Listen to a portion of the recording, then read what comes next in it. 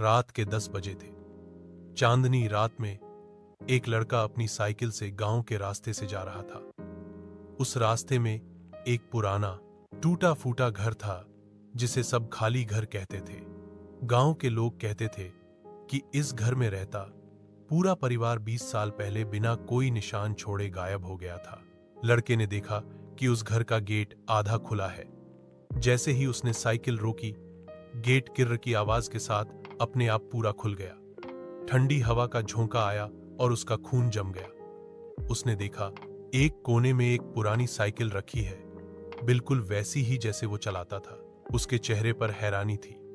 तभी पीछे से एक बच्चे की हल्की हंसी सुनाई दी। डर के मारे उसने अपनी साइकिल उठाई और वापस भाग गया। लेकिन उस रात के बाद वो लड़का कभी घर नहीं पहुंचा। अगली सुबह गांव वाले पाते हैं कि साइकिल घर के बाहर खड़ी है, पर लड़का गायब है। दो दोस्त उस खाली घर में ढूंढने के लिए जाते हैं। अंदर जाते ही उन्हें एक कैलेंडर मिलता है जिसमें साल 2004 लिखा होता है। वही साल जब वो परिवार गायब हुआ था। तभी तेज हवा चलती है और दरवाजा धड़ से बंद हो जाता है। एक दोस्त को लगता है कि पीछे कोई चल रहा है, पर वहां कोई नहीं था। अचानक दूसरे दोस्त को एक कमरे में खींच लिया जाता है। उसकी चीख गूंजती है, बचाओ। नीचे गिरती एक पुरानी तस्वीर उनके पैरों के पास आती है। उस तस्वीर में वही लड़का था जो रात को साइकिल से आया था, लेकिन तस्वीर 20 साल पुरानी थी। यह देखकर दूसरा दोस्त बेहोश होने लगता है।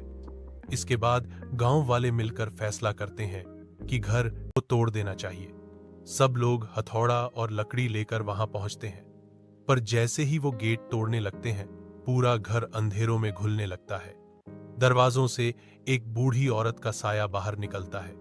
उसकी खोखली आवाज गूंजती है, ये घर अपना एक मेहमान जरूर ले जाता है, जो भी अंदर आता है वापस कभी नहीं जाता।